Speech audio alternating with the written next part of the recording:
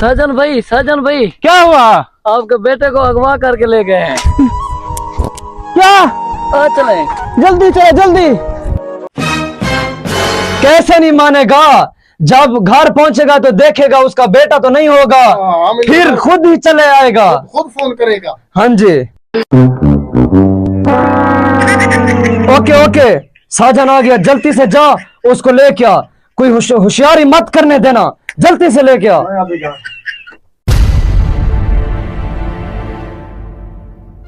मत करना। मेरा बेटा, सामान चेक कर, सामान चेक कर, इसको मैं देखता हूँ, सामान चेक कर।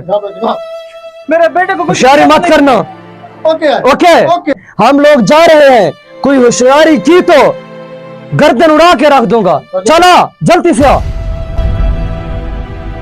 सामान लेकर जा रहे हैं। उसका पीछा करो, चलो चलो, आओ आओ।